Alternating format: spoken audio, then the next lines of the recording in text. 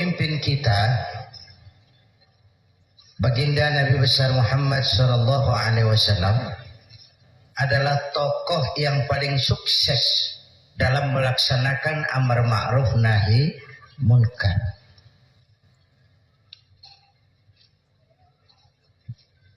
Berkembang dengan pesat, lain dengan agama-agama besar lain, kata Stoddard.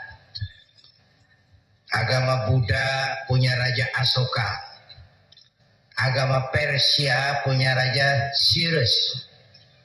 Cyrus, bukan Cyrus Sinaga, Cyrus. Agama Kristen punya Raja Konstantin. Mereka ini raja-raja besar dan berkuasa yang menunjang agama yang dianutnya dengan segala daya dan dana, dengan segala kekuatan dan kekuasaan. Lain dengan baginda Nabi. Beliau bukan raja, tidak anak penguasa, tidak pula orang kaya. Tapi amar ma'ruf yang dilaksanakannya berhasil menembus dinding Jazirah Arabia, mewarnai hampir 2/3 belahan bumi.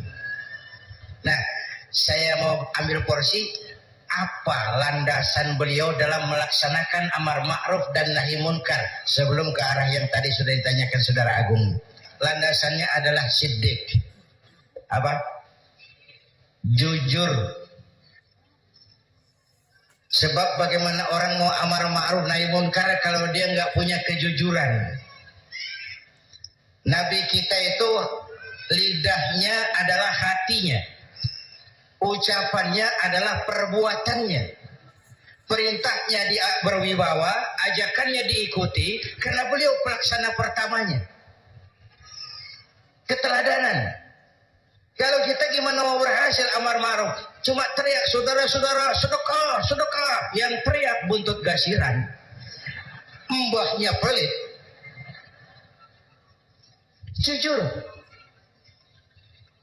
Kata orang tua Melayu gini, wahai saudara, adik dan kakak, peganglah jujur, jangan durhaka.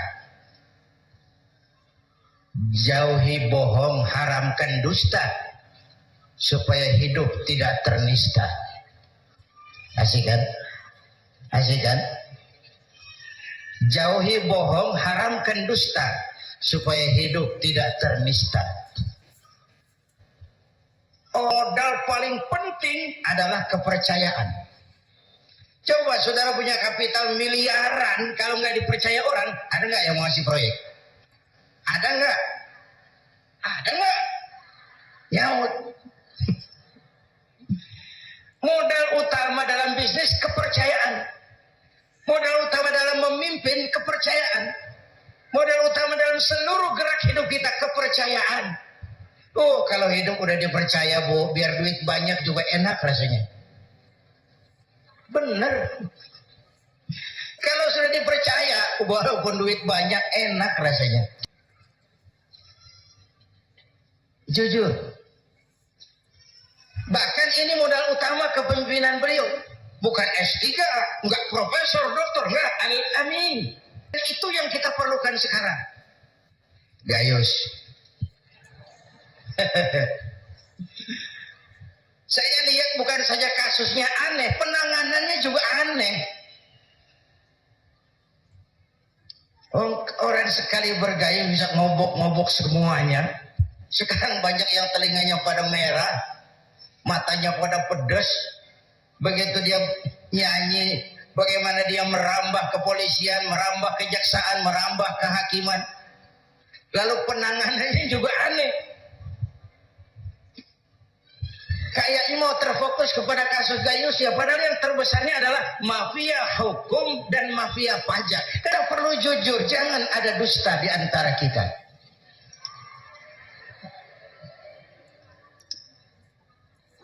Apa tanda si bintang timur cahayanya terang sampai ke fajar?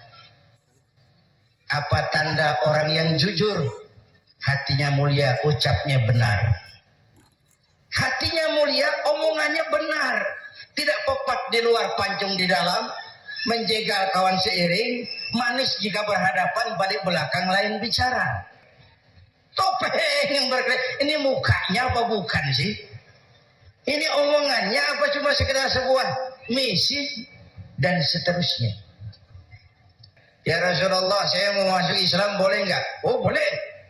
Ucap syahadat. Selesai mengucap syahadat dia bilang lagi, ya Rasul, saya kan sekarang sudah masuk Islam. Baik. Saya cinta Islam. Alhamdulillah. Saya cinta Anda ya Rasul. Bagus itu. Cuman saya juga cinta dosa.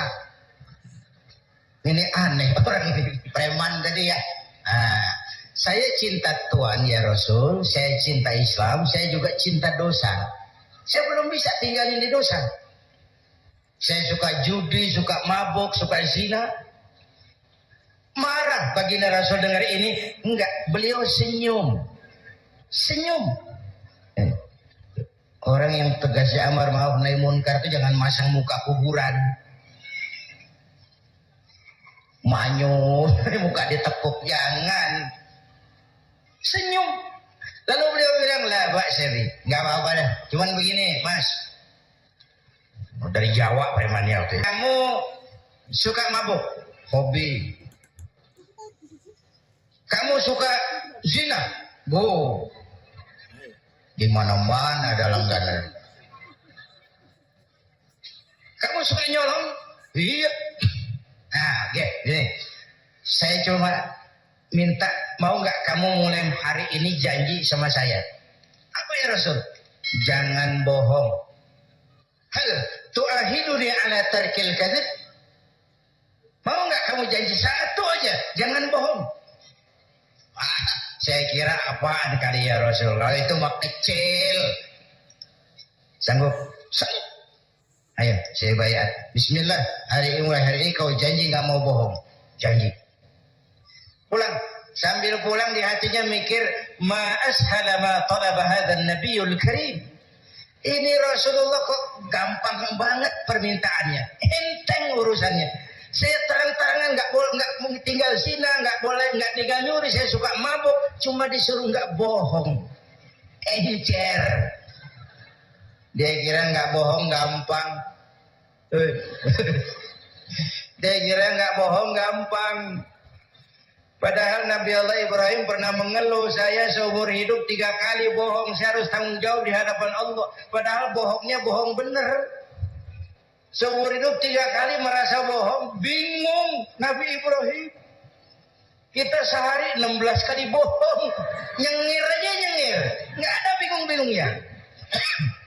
Hari berganti minggu, minggu pergi datanglah bulan. Satu hari dia lagi jalan nih si preman nih, mantan preman nih, ngelihat perempuan cakep, kenalan, dibawa ke rumah, masuk ke kamar, hampir terjadi. Mau zina lagi hampir terjadi, dia tegangan tinggi. Hampir nyaris. Begitu mau terjadi, ingat, saya udah janji sama Rasulullah nggak mau bohong. Ntar kalau ketemu beliau saya ditanya, kamu masih zina? Nyautnya bagaimana? Nyautnya gimana? Kalau saya bilang iya, saya pasti kena hukum, udah Islam. Kalau saya bilang enggak, saya bohong. Padahal sudah janji enggak mau bohong. Perang ini iman sama syahwatnya. Kata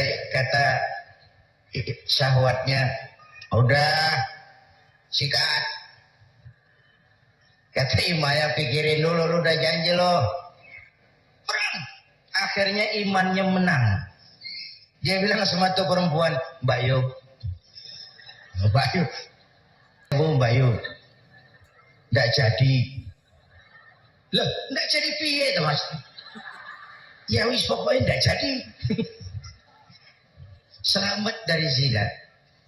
Lain hari mau mencuri, sudah madda yadahu, tangannya udah dijulurin. Ingat lagi ntar kalau ketemu Nabi ditanya lo masih nyolong nggak? Gimana nyautnya? Tiap kali mau berbuat jahat, tiap ingat janjinya. Tiap ingat janjinya terhindar dari perbuatan jahat. Paling akhir dia datang menghadap Nabi, ya Rasul, apa? Sadaqta ya Rasul, Anda benar ya Rasul. Kenapa? Yang Anda minta atuk, kedengarannya enteng, cuman pongkolnya. Saya nggak berkutik ya Rasul. Lihat pengaruh jujur dalam hidup.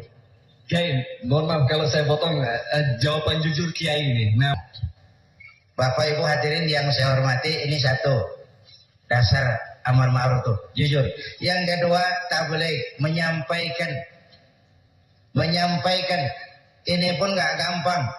Suatu saat beliau lagi dakwah di kalangan elit, datang orang buta nyebarin agama, nanyain agama, agak masam, muka beliau agak berpaling. Turun ayat abasa wa tawalla an ja'ahul a'ma. ya.